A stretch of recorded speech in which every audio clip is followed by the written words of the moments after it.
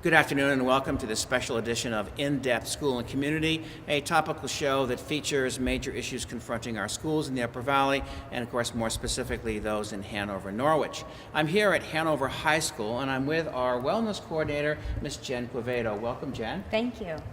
Jen is also a physical education teacher for us. I think she also helps out with the K through 12 phys ed curriculum committee, so she's involved in a lot here in our school. But one thing she's become very excited about is this wellness initiative. So as the wellness coordinator, Jen, tell us what it is you do so the folks might have a better understanding. There are a lot of different components. On the surface level, the biggest thing is to spread information through our staffs, all 4 schools, about different ways that they can enhance their overall well-being, whether it's through exercise, relaxation, education, learning how to better use their insurance policy, many different aspects. There's a website we have that's off the SAU website, so people can find those connections. And I reach out to different providers in the area and ask them to come in and present different programs for our staff, including a wellness fair, annual wellness fair. I'll be taking over from Kristen Olmstead in the past, ran that. What's the, give us some background, what is the purpose of the wellness fair? You know, why do you do that and what do you hope to gain from participation like folks like myself? The wellness fair is a great way for us as the administrators and myself as the coordinator to reach out to the rest of the staffs and find out what they're interested in learning more about, what they maybe are less aware of that's available in the community.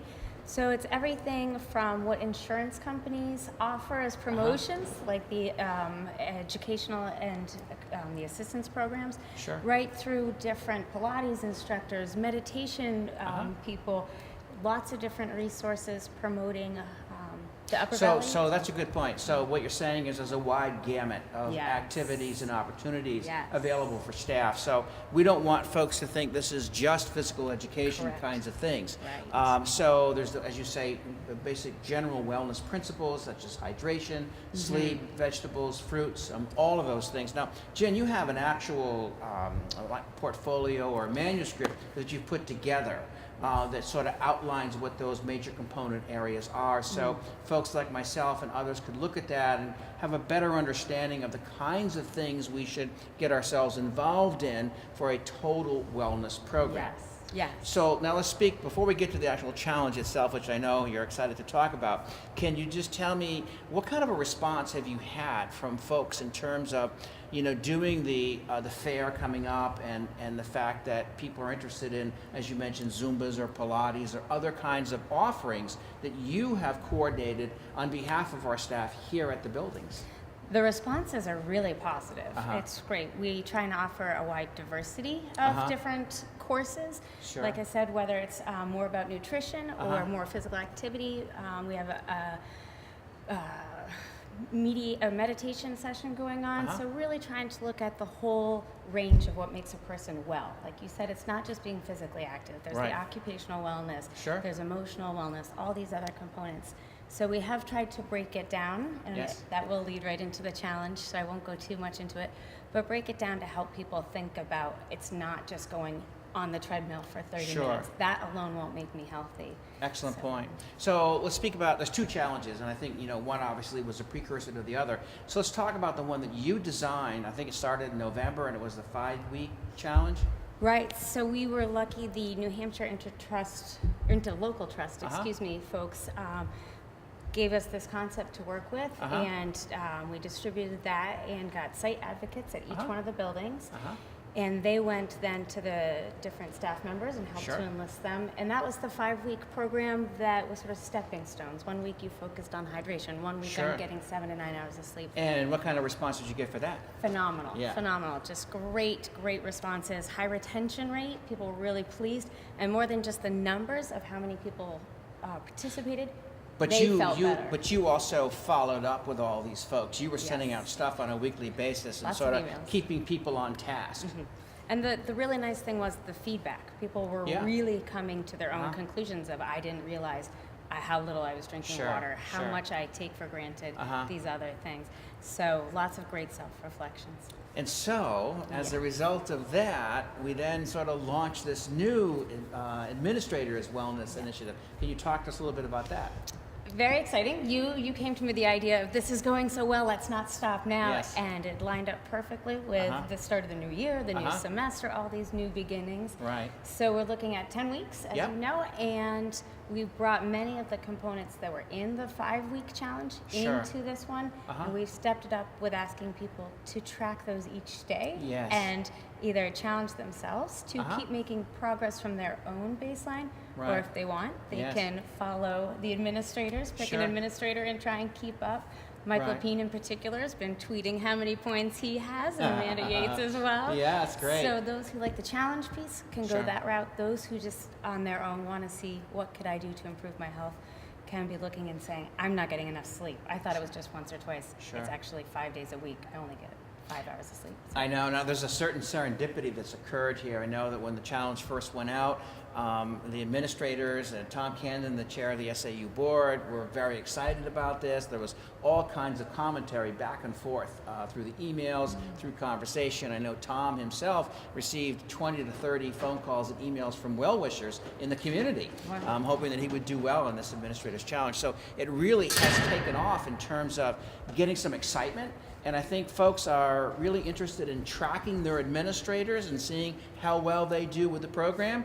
And coincidentally, I see one of our administrators has just strolled in. So let's bring in Ian Smith if we could. Welcome, Ian. Nice to see you as always. Good to see you. Ian is our assistant principal, long-standing here at the high school.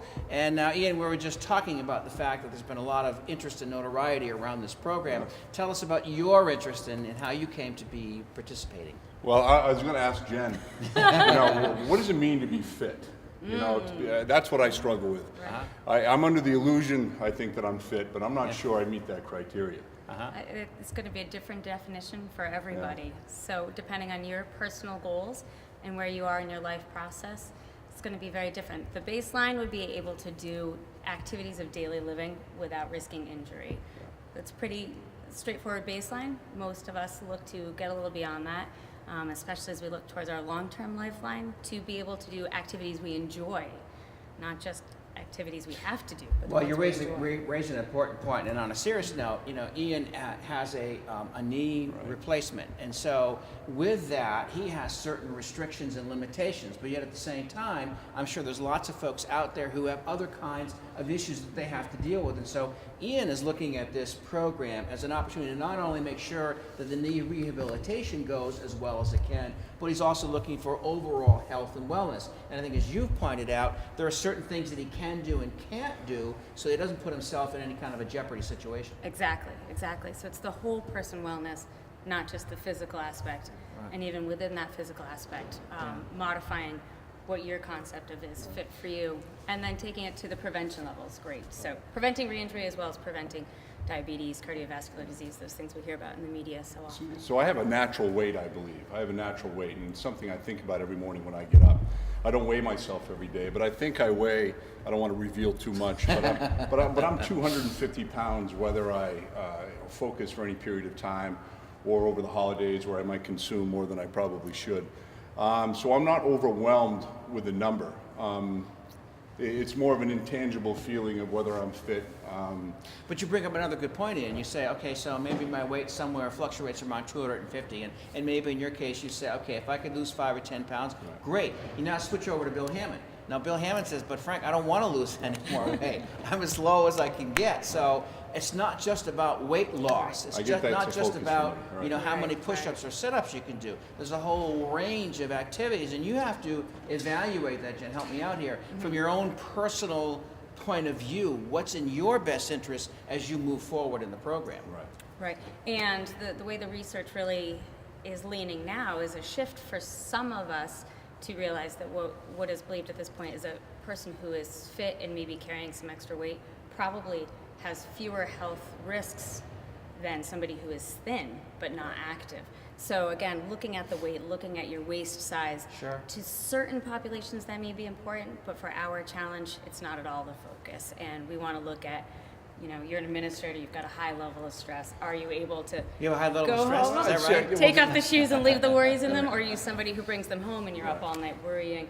So looking at the whole person, are you taking time to take care of yourself, not just exercise? Yeah, I've been reluctant to embrace completely the wellness program simply because of the amount of discipline that I think it's going to take in order to record the results and make them public in such a way that people appreciate the process. But the wellness, I'm reminded of what stress is, or how do I calculate that? How do I notice day to day the effects of it on my body physically, psychologically? That's a tough thing for me to register. We all have stressful jobs, regardless of what we do, if we do it well.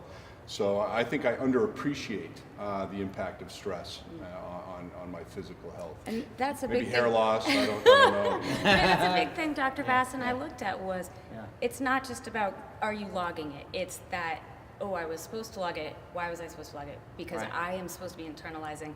I'm responsible for taking care of myself. And educators in particular are notorious for putting everybody else's needs ahead of their own. Right. And so that's one of the biggest conversations that came out of the Well 100, the 5-week challenge was, I need to take better care of myself so I can take better care of my staff or my students or whomever.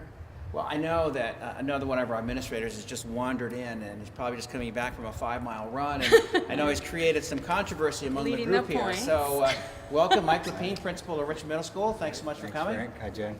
Nice to see you. Great. Mike, talk to us about your investment in this program and the kinds of things you're looking to get out of it. And as you were coming in, we were just talking with Ian, and Ian said, okay, so my needs are obviously very particular to me, whether it's weight loss or it's protecting the knee or other kinds of considerations. What are some of the things that you have on your radar screen? Sure. I mean, I think certainly the things that you've talked about for me in terms of managing stress and just overall wellness and trying to stay healthy. So all those things for sure. But I think there are some other outcomes that I'm thinking about a lot too. And so, for example, by right now, keeping track of the steps and the stairs that I've climbed is a great measure for me in terms of how successful I'm being out and about in a building and the interactions I'm having with other people. If I'm noticing that I haven't been too active, I've been at my desk, maybe I've been working on the Friday newsletter. I see also in terms of my wellness, in terms of this activity, that my numbers are low, and I better get out there and start having some of those conversations. So I think there are lots of ways to connect wellness to lots of the other goals that we have across the school. And so that's one of the ways in which I'm trying to incorporate it. But a second would be that the importance of making sure we're walking the walk. And so we spend so much time talking to kids about living healthy lives and making the right choices. They need to see us making those choices as well. And I think they're quick to observe when those things don't align, as they should. And so when they see us actively engaged, when kids ask me to join, if they could join me on a run, or why are you keeping track of that, or I see you're carrying these 3 water bottles around, that's kind of fun, and it's an opportunity for me to talk to them about why, and that those things are important for all of us to be taken care of. So, I mean, as Jen and I were talking at the beginning of the show, Mike, there's been a lot of conversation, if you will, and some gentle ribbing back and forth from folks about the program. And so I'm just curious if you could tell us what's been the response in your building. How are people approaching you or responding to you, knowing full well that you're involved in this challenge? Sure, there's lots of that. Some of that really comes from people within this group, and there's even a suggested measure of how many Michael Beans can you bench press. So, so some of that comes around. We may get to that later. I hope not, but I think again it's just another opportunity to have conversations, and some of that teasing is fun for sure. And then some of that, it's when you have a group of people who are focusing on something, that group accountability is really important. It helps to build morale. We're working on this together. We're in this together. And so recently when we wrapped up the first installment of this, we had half the staff as participants. And there was a lot of celebration about everyone's accomplishments, no matter what those were. And so I think that's fun. But you're right, it's also fun to do some of the teasing and also really recognize some hardcore staff members running in the minus 30 degrees outside. Wow. And everything else that they were able to accomplish, and then thinking about myself and maybe where I didn't quite meet their mark. Sure. But it's fun. So Jen, talk to us about, I mean, obviously the three of us are all 3 different individuals, different age groups, different concerns and different issues.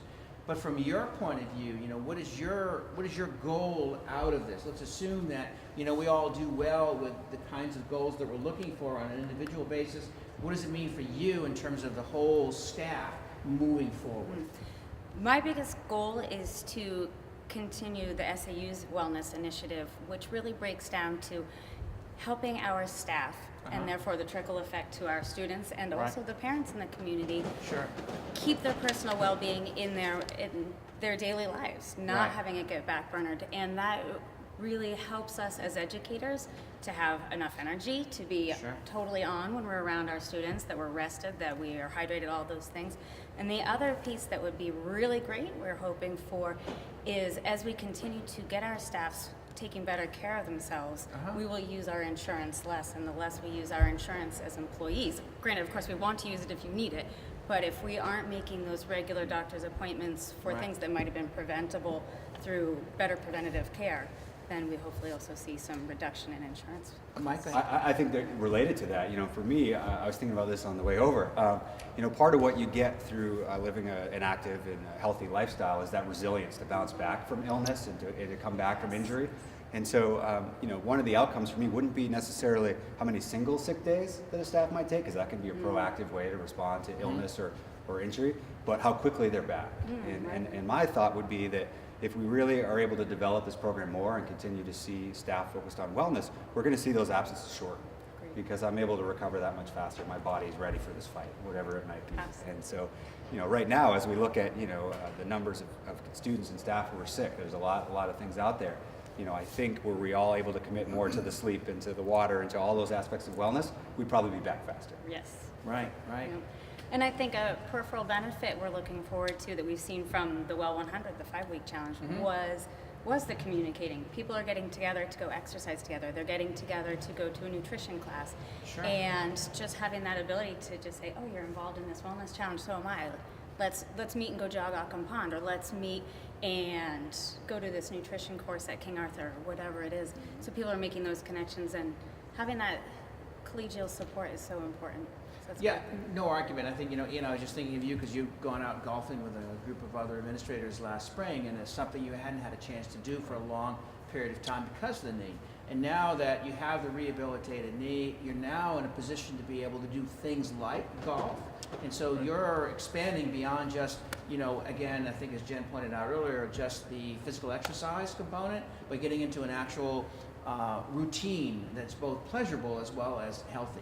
Yeah, not being physically able to do things, whether it be through an injury like mine or being overweight, is discouraging. So I think once you feel good, it tends to obviously make you more active and feel better about participating.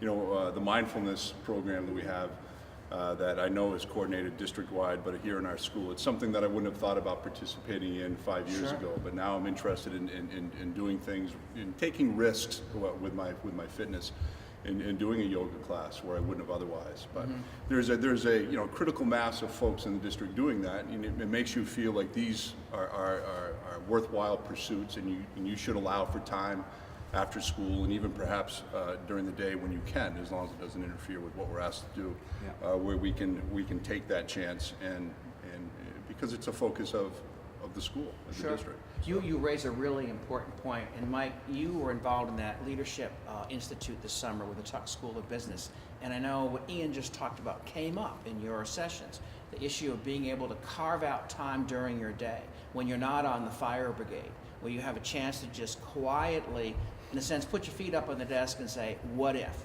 How about this? Can I do this? Can I do that? And take a more 30,000-foot view. So it gives you two things. One is the opportunity to kind of scan the horizon to see where you're at in terms of your building and the kinds of leadership activities you want to embark on. But at the same time, it also allows you to calm down, to decompress, and not always be on the high wire act. Yeah, no, I think so. So for me personally, running is where some of my best thinking happens, because all those distractions and all those other things that might come into mind, I can't focus on without running into something. So, So for me, many of the ideas that I sort of have some time to run through, to flesh out, to think about, is this an idea worth pursuing, or is this an idea worth abandoning for now, or maybe later? But I have to carve out that time, and I know for many of us, where we have so many things to do and our list is so long, and that's true of any educator, I think, and probably many other people as well. Giving ourselves permission to take that time, with the understanding that once you start doing that, you actually are more productive. You get more done than you would have otherwise, just plowing through whatever that day might entail. So I think that's really hard, though. I think it's hard to feel like you can give yourself permission and that others will also permit you or not think badly of you for taking that break. You know, I love when a group of staff head out and go for a walk at lunch instead of being in their office. Right. You know. Yeah. Just to follow up with that quickly, I think oftentimes people associate exercise or a person who's devoted to a program with a certain level of selfishness. Yes. Yeah, I mean, it might be an excuse not to participate, but I think that's wrong-headed, and I think all of us can devote. And I'm not sure, Jen, you might tell us that 30 minutes isn't enough. I'm sure it's better than nothing at all, but I know there is a threshold that you have to cross in order to really do the body good, so to speak. So I'm not sure, what is it truly 60 minutes a day? And I hear 5-minute abs. There are different standards, and again, it's going to be individualized to where your current fitness level is, and of course, what your body's ready for. But right about now, the gold standard, I believe, is 160 minutes per week, and you know that's not going to be the same as doing more, but at least that gets people moving, and those numbers are built to be realistic as well.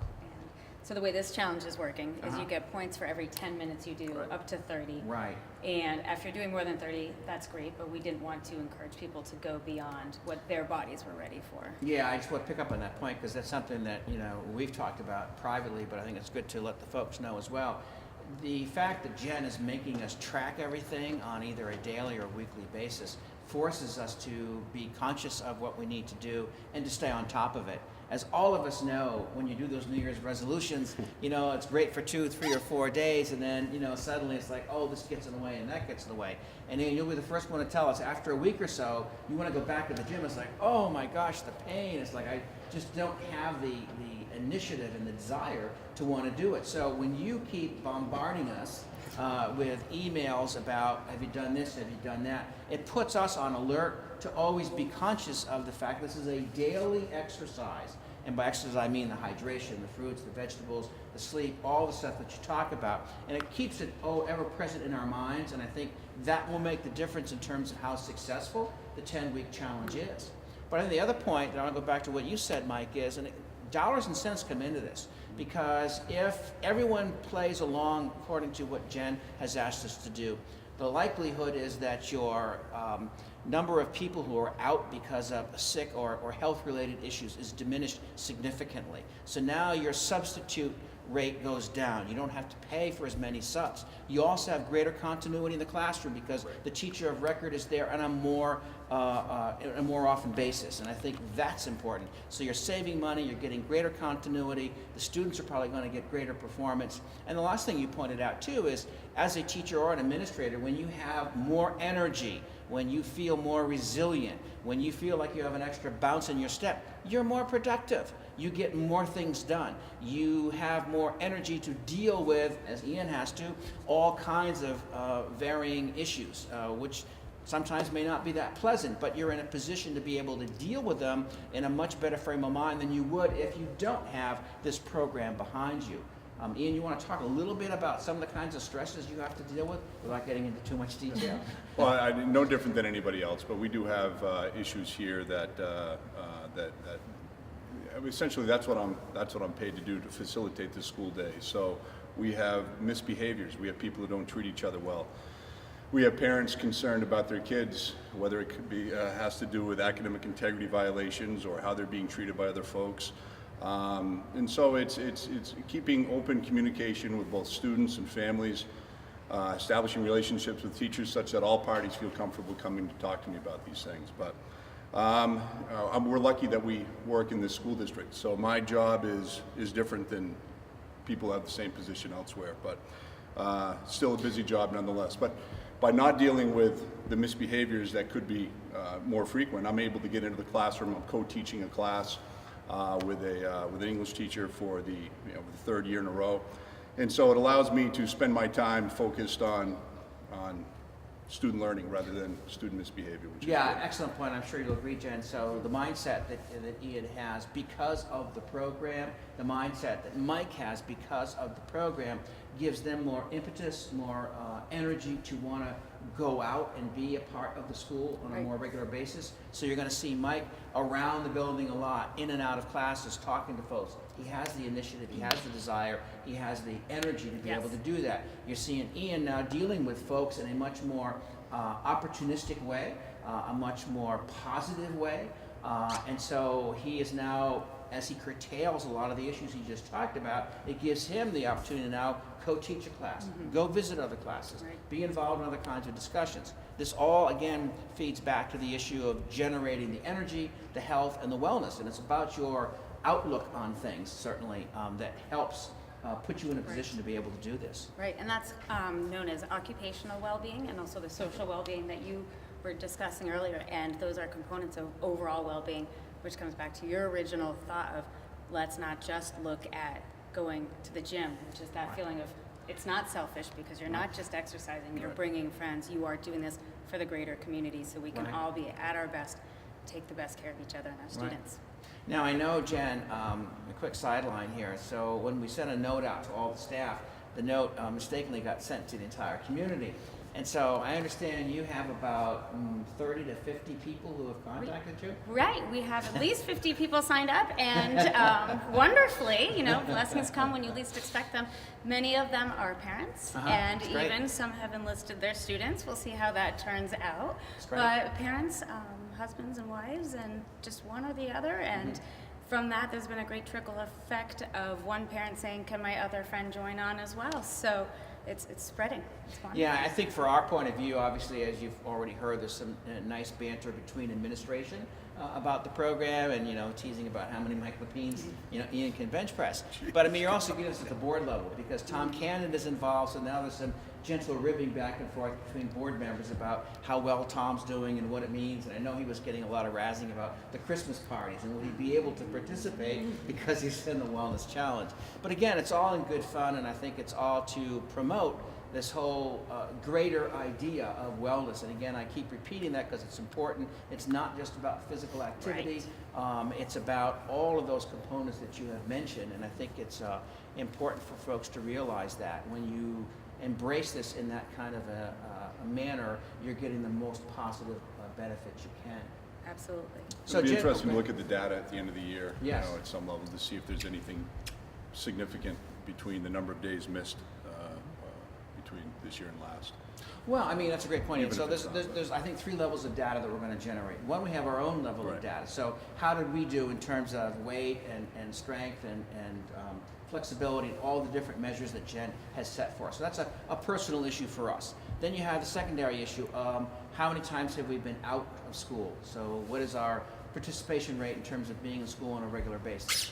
And then 3, you have how many people have really been involved in the program. Is it system-wide, or is it just a ramshackling of folks? And I think what we're finding is there's an awful lot of people involved, and that's where you're going to see a system-wide effect, hopefully, in terms of what the results are. And again, back to Mike's point, we're still looking at the whole issue of your outlook, your energy, the extra bounce in your step, the desire to want to do more. It has a direct impact on the overall quality of what we do here, which is to work on behalf of students. Exactly. So I know I'm running out of time here, so perhaps a closing comment from each of our distinguished guests. We'll start with you, Mike. Great. So I think, when we're charged with the job of maintaining and growing a great school district, one of the things we need to do is examine all the possible ways in which we can do that. And certainly one of our greatest strengths are our human resources. And so how are we taking care of that resource and allowing it to be at its very best? And so I think programs like this, if nothing else, are great discussion opportunities, prompts to have us think about how are we taking care of each other and what more could we do. And so for that reason, I think this has been a huge success already.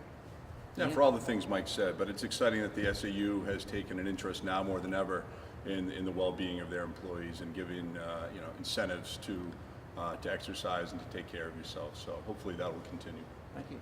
Jen? Absolutely. I think the SAU and the administrators being on board to help all of us be encouraged and to walk the walk is huge. And I think the other nice thing about this program and the way the SAU is approaching it and the administrators is that something is better than nothing. We avoided the negative and just keep asking people to join whenever they want. Ask them if you only do 10 minutes, it's better than no minutes. and you get more points for more, but you're still getting points for just simply giving it a try. So. And maybe lastly, as a public service to all the folks who are out there watching the show or involved in our school system, we encourage you to take part in this activity as well. You can certainly email Jen.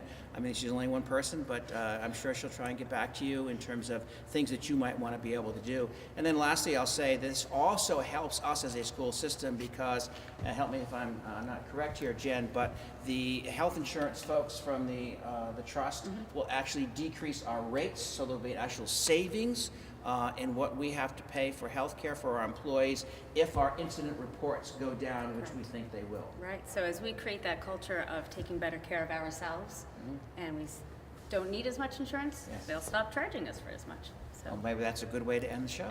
Well, thank you very much. I appreciate it, and Thanks, Rob. look Thank forward to seeing how you all do on the remainder of our time in the challenge. Okay. thank you, Dr. Bass. Thank you.